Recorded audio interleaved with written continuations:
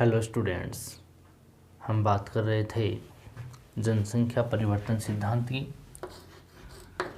जनसंख्या परिवर्तन सिद्धांत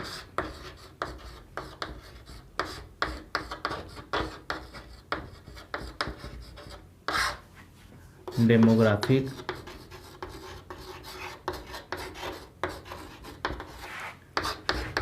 ट्रांजिशन थ्योरी या मॉडल। हमने इस सिद्धांत में बात की कि ये जो सिद्धांत है, ये सिद्धांत जब विभिन्न कारकों की व्याख्या करता है तो जनसंख्या भूगोल सर्वाधिक महत्वपूर्ण इसी सिद्धांत को बात करती है। इसमें जन्म दर, मृत्यु दर, जनसंख्या वृद्धि, इन कारकों का यहाँ पे अध्ययन करते हैं। हमने इसकी यहाँ पे अनुसार एक परिभाषा देखी थी। इस सिद्धांत के अनुसार वो थी कि अविकसित और ग्रामीण कृषिगत जो समाज है वो जब विकास यात्रा के दौरान विकसित औद्योगिकृत या नगरीकृत समाज की ओर अग्रसर होता है तो इस जनसंख्या संवरण की अनेक समयावधियों में वो इस परिवर्तित रूप को देखता है। ठीक, इसके प्रतिपादन में देखा तो थॉमसन ने इसमें प्रतिपादन किया और इसमें जो संशोधन किए गए थे वो एफ लेंट्री के द्वारा 1934 में किए गए थे। थॉमसन ने 1929 में इस सिद्धांत को दिया था। फिर 1945 का नोटेस्टिन का एक संशोधन मॉडल इन्होंने प्रस्तुत किया, तो इसको थॉमसन नोटेस्टिन मॉडल भी कहते हैं। ठीक है, वास्तविक रूप में इस मॉडल के अंदर 4 ही अवस्था मानी गई थी, लेकिन जो 19वीं शताब्दी जो 20वीं शताब्दी के अंत में यानी 1975 में पीटर हेगेट का जो संशोधित मॉडल था उसमें 5वीं अवस्था भी है, तो उसको शामिल किया गया था। फिर हमने इसकी 3 अवस्थाओं की चर्चा कर ली है। वैसे इसकी 5 अवस्था मानी जाती है वर्तमान में, पर मूल रूप से 4 थी, लेकिन जो संशोधित रूप है पीटर हेगेट का 1975 का, उसमें 5वीं अवस्था को भी शामिल कर लिया था। ये चर्चा हमने की। फिर हमने प्रथम अवस्था देखी, दूसरी देखी, तीसरी देखी। प्रथम अवस्था ये अविकसित समाज की अवस्था थी जिसमें कृषिगत ग्रामीण समाज की अवस्था मानी जाती है। इसमें समाज में जो अशिक्षा है, स्वास्थ्य सेवाओं में कमी है, न्यूनतम पोषण स्तर है, जिसके कारण इस अवस्था में उच्चतम जन्म दर, उच्चतम मृत्यु दर और निम्न स्तर पर जनसंख्या स्थिर यानी न्यूनतम स्तर पर क्या है, जनसंख्या स्थिरता पाई जाती है। इस समाज में वर्तमान में अधिकांश जो अफ्रीकी देश है, गरीब एशियाई देश हैं और दक्षिण अमेरिकी जो देश हैं वो इस श्रेणी में, इसी अविकसित समाज की श्रेणी में आते हैं। दूसरी अवस्था हमने देखी जिसमें विकासशील जो समाज है वो प्रथम अवस्था मानी जाती है विकासशील समाज की। इस अवस्था में समाज में स्वास्थ्य सेवाओं में सुधार होना स्टार्ट होता है, उसका तो उस ढांचा सुधार के अनुसार चलता है, विकसित होने के कगार पे चलते हैं, जिसके कारण यहाँ पे उच्चतम जन्म दर तो रहती है लेकिन मृत्यु दर में क्या आ जाती है, गिरावट आ जाती है। जनसंख्या में वृद्धि की प्रवृत्ति दिखाई देना स्टार्ट हो जाती है। इस अवस्था में यहाँ पर विकसित होते समाज की दृष्टि के रूप में हम इसको देख सकते हैं। प्रारंभिक अवस्था मानी जाती है, लेकिन स्वास्थ्य सेवाओं में यहाँ पे विकसित होने की प्रारंभिक अवस्था मानते हैं, लेकिन यहाँ पे स्वास्थ्य सेवाओं में दृढ़ विश्वास की कमी होती है, जिसके कारण जनसंख्या भी कम नहीं होने देता जो जनसंख्या को कम नहीं होने देता, क्योंकि उनको विश्वास नहीं है कि इन चिकित्सा से हमारे बच्चे या हमारी जनसंख्या वो बच जाएगी, जिससे उसमें कमी, आत्मविश्वास की कमी होती है, जिसके कारण यहाँ पर जैसे चिकित्सालय है, जो वहाँ पे स्वास्थ्य सेवाएं हैं उनमें तो बढ़ोतरी हो गई है, वहाँ पे उन सुविधाएं मिलने लग गई, लेकिन लोगों का विश्वास नहीं है कि ये सुविधाएं हमारी काम आएगी। ठीक है, तो जन्म दर ऊंची रहती है, लेकिन मृत्यु दर क्या हो जाती है, उन स्वास्थ्य सेवाओं के कारण वो घट जाती है, यानी लोग मरते कम हैं बीमारियों से, इनसे, जिसके कारण यहाँ पे जनसंख्या प्रवृत्ति की हमें प्रवृत्ति दिखाई देती है, जनसंख्या वृद्धि की। तीसरी अवस्था हमने देखी जो विकासशील की दूसरी अवस्था मानी जाती है, जो हमने चर्चा की है, जिसको हमने 2 स्तरों में बांटा था। इस स्तर में, इसमें प्रारंभिक चरण में तो उच्चतम जन्म दर रहती है और अत्यंत तीव्र गति से जो मृत्यु दर है वो घटती है, और जनसंख्या विस्फोट की प्रवृत्ति देखने को मिलती है। ठीक है, और जो 20 स्तर है उस 20 स्तर की तृतीय अवस्था की दूसरी अवस्था है 20 स्तर वाला, जिसमें जनसंख्या विस्फोट को पार करके उसके पश्चात में जो प्रारंभ में इसमें जनसंख्या है वो जनसंख्या वृद्धि की प्रवृत्ति तो पाई जाती है, परंतु जो वृद्धि दर है उनमें घटने की प्रवृत्ति दिखाई देती है। हमने यहाँ तक इसकी चर्चा कर ली थी। यहाँ पे हम वापस इसके मॉडल को बना रहे हैं। यहाँ पे किसी देश को हम ले रहे हैं, ये अविकसित देश की श्रेणी में है, अविकसित इसमें जन्म दर क्या होता है, ऊंचा होता है। मृत्यु दर भी क्या होती है, ऊंच होती है। जनसंख्या जो है वो न्यूनतम स्तर पर, ये न्यून है, यहाँ पे 0 से 1 से ऐसे होती है। जनसंख्या इधर जाएगी तो बढ़ेगी, नीचे आएगी तो घटेगी। तो यहाँ पर ये जनसंख्या स्थिर है, यहाँ पे ना बढ़ रही है ना घट रही है। बढ़ेगी तो इस तरीके से और घटेगी इस तरीके से। तो यहाँ पे स्थिर रहती है जनसंख्या, क्या रहती है, स्थिर। ये प्रथम अवस्था मानी जाती है, यानी अविकसित समाज की अवस्था। दूसरी जो अवस्था है इसमें ये जन्म दर ऊंची रहती है, लेकिन जो ये मृत्यु दर है इसमें घटने की प्रवृत्ति पाई जाती है। ये दूसरी अवस्था है। दूसरी और तीसरी अवस्था जो है वो विकासशील देश की श्रेणी में आती है। इसमें आती है विकासशील। ये समय के अनुसार पढ़ रहे हैं, ठीक है। जैसे जैसे समय बढ़ेगा लोग जो समाज है वो अविकसित से विकासशील होगा, विकासशील से विकसित होगा। तो यहाँ पे हम देख सकते हैं इस मृत्यु दर में कितनी गिरावट आ रही है यहाँ पे दूसरी अवस्था में, और जनसंख्या वृद्धि की प्रवृत्ति हमें दिखाई दे रही है। यहाँ पर तीसरी अवस्था को हमने 2 भागों में बांटा, ए स्तर और बी स्तर। विकासशील अवस्था की दूसरी अवस्था है जिसके अंदर यहाँ पर प्रथम ए स्तर में तो जो जन्म दर है वो ऊंची ही बनी रहेगी, जबकि मृत्यु दर इतनी डाउन आ जाएगी कि यहाँ पे इसमें सर्वाधिक गायब हो जाएगा और जनसंख्या विस्फोट की अवस्था आ जाएगी। यहाँ पे जनसंख्या विस्फोट, यहाँ पर इस अवस्था में सबसे सर्वाधिक अंतराल होता है इसमें, तीसरी अवस्था में। फिर धीरे धीरे जनसंख्या तो बढ़ती है, यहाँ पे जन्म दर भी कम हो जाता है और ये भी कम हो जाता है। तो इस अवस्था में दोनों आकर के एक जगह मिल जाते हैं। तो यहाँ पे इनमें दोनों में क्या होता है, सर्वाधिक अंतराल हो जाता है और जनसंख्या विस्फोट यहाँ पे हो जाता है। ये अवस्था जनसंख्या विस्फोट को पार कर चुकी होती है। कौन सी अवस्था, तीसरी की दूसरी अवस्था है, वो जनसंख्या विस्फोट को पार कर लेती है और यहाँ पे सर्वाधिक अंतराल होने के कारण यहाँ पे जनसंख्या वृद्धि विस्फोट होता है, ठीक है। और यहाँ पे तीसरी अवस्था की बात कर ली हमने, ठीक है। यहाँ जनसंख्या वृद्धि तो होती है, लेकिन यहाँ पे वृद्धि दर में क्या आती है, फिर कमी आना स्टार्ट हो जाती है। चौथी अवस्था है इसकी, जो यहाँ पर है विकसित समाज की श्रेणी में ये प्रवेश कर जाते हैं। यहाँ पर ये जो समाज है या देश है ये विकसित की होने की कगार पर है इस क्षेत्र में, यहाँ पर तो ये विकसित वाली श्रेणी, ठीक है। इसमें हम देखते हैं कि वास्तविक मॉडल की तो ये अंतिम दशा है या अंतिम अवस्था मानी जाती है। वास्तविक मॉडल किसका है, W.J. थॉमसन का है, ठीक है। W. थॉमसन का है, नोटेस्टिन वाला है। तो इसमें यहाँ तक नोटेस्टिन 1945 तक तो हम इसको, इस मूल अवस्था को यहाँ पे 4 अवस्थाओं में बांटते हैं, लेकिन 1975 में इसको अंदर 5वीं अवस्था को भी ऐड कर दिया गया है। जो वास्तविक मॉडल की अंतिम अवस्था कौन सी है, चौथी अवस्था है, ठीक है।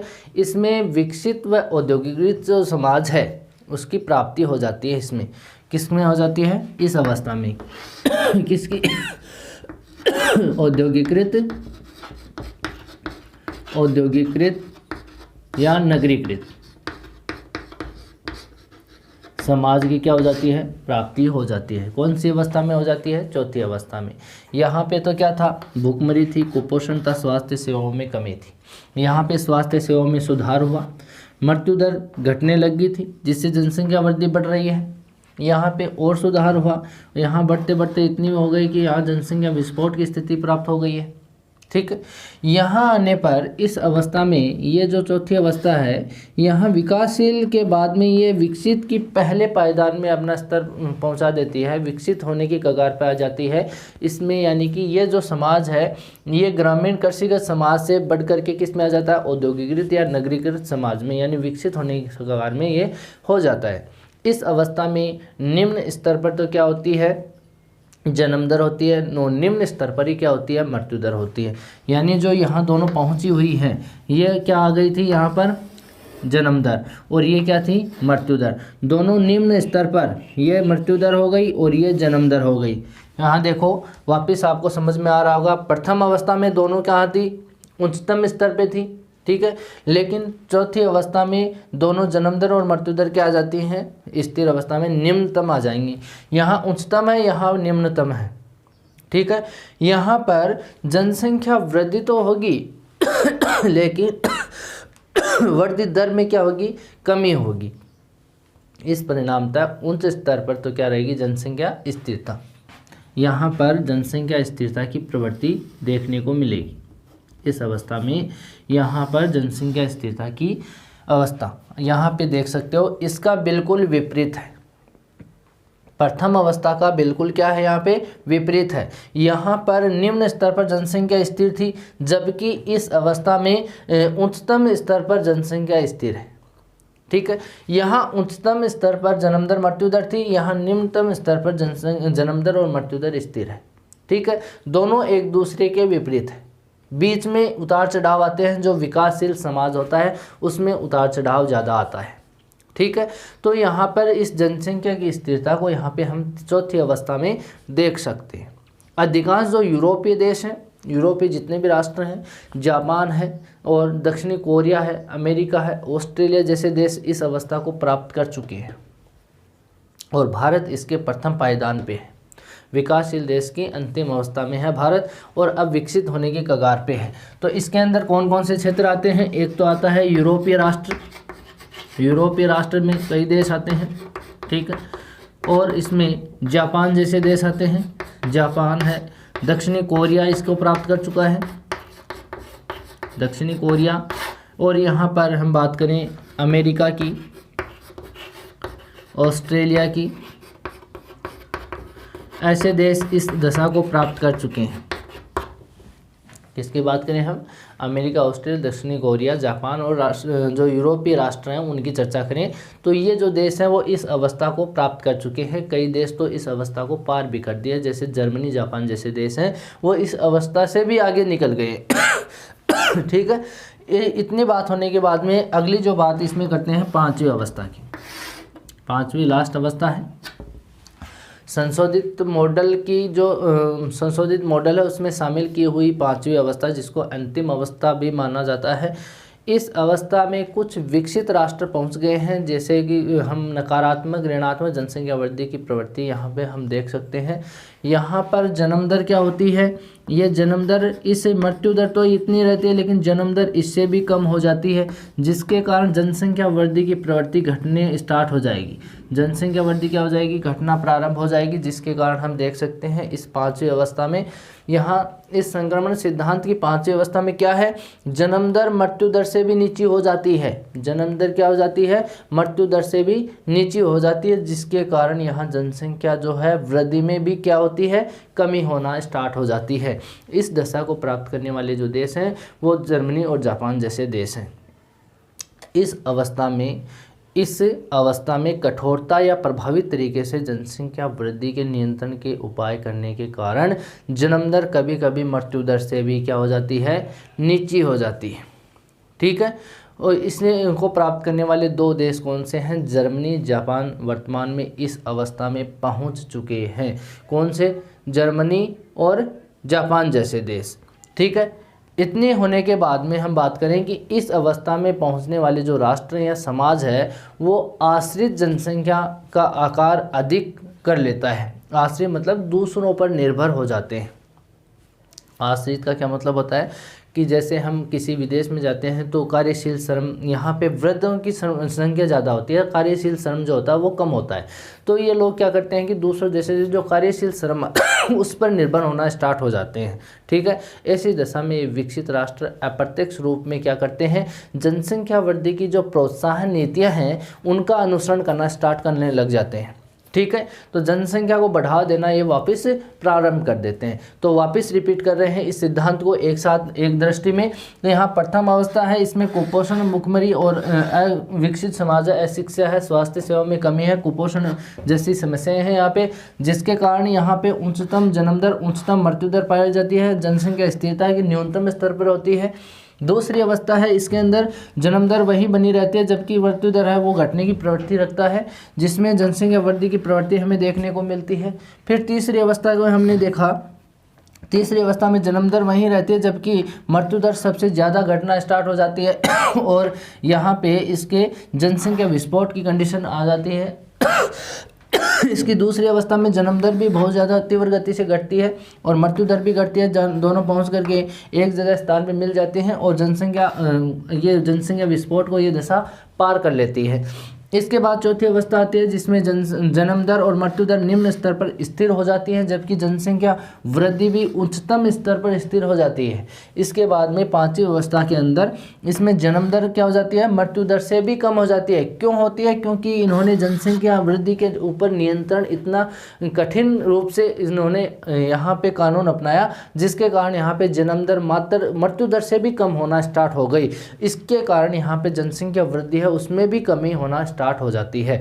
आगे आने वाले टाइम में ये जो समाज है या ये देश होते हैं जर्मनी जापान जैसे, इनके अंदर जो कार्यशील श्रम है उसकी कमी हो जाती है, क्योंकि यहाँ पे वृद्ध जो आश्रित लोग हैं वो ज़्यादा हो जाते हैं, दूसरों पर आश्रित जो लोग होते हैं वो यहाँ पे ज़्यादा होते हैं, जिसके कारण यहाँ पे कार्यशील श्रम क्या होता है, कम होता है। ताकि अब इसको काम करवाने के लिए क्या करते हैं, बाहर से अदर कंट्रीज से ये लोग यहाँ कार्यशील श्रम को बुलवाते हैं। ठीक है, तो यहाँ पर हम कह सकते हैं कि ये जो जनसंख्या संक्रमण सिद्धांत है, जो थॉमसन नोटेशनिंग मॉडल भी कहलाता है, इस सिद्धांत का जनसंख्या भूगोल में सबसे महत्वपूर्ण भाग है।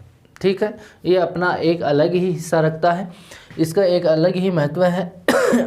इसके अंदर हम भारत के इस सिद्धांत के अनुसार ही, जनसंख्या संक्रमण सिद्धांत के अनुसार अगर भारत की स्थिति देखें, अगर हम इसके अनुसार भारत की स्थिति देखें तो भारत को भी इस संक्रमण सिद्धांत से हम गुजरता हुआ देख सकते हैं, जिसके अंदर 20वीं शताब्दी के प्रारंभ से लेकर वर्तमान तक जो स्थितियां रही है भारत की, वो इसकी कंडीशन से देखें तो जैसे प्रथम अवस्था है, प्रथम अवस्था देखें तो वो 1901 से 1921 तक की है, जो कि इस मॉडल के अनुसार अनुसरण करती है।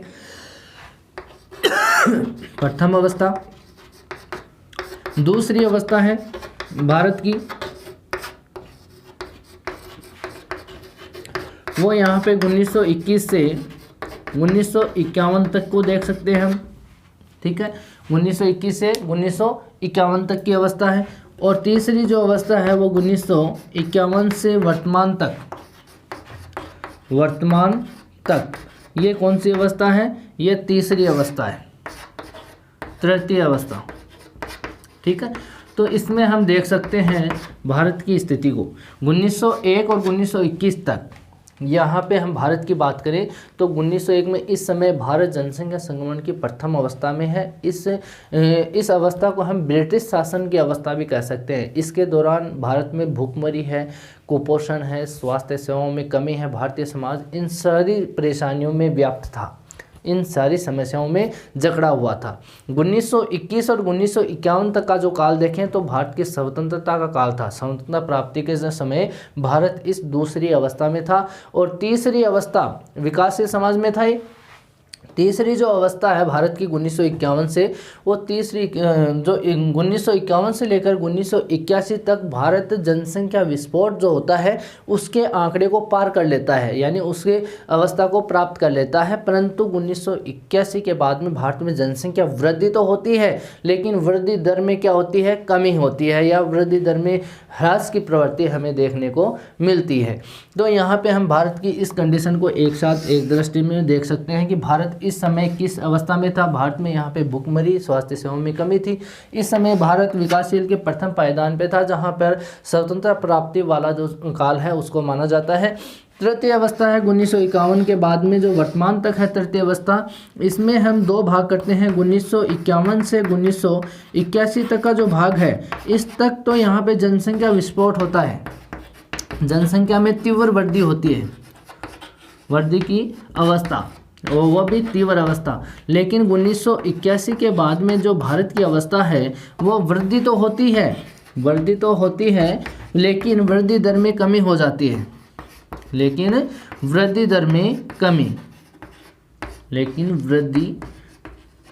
दर में कमी।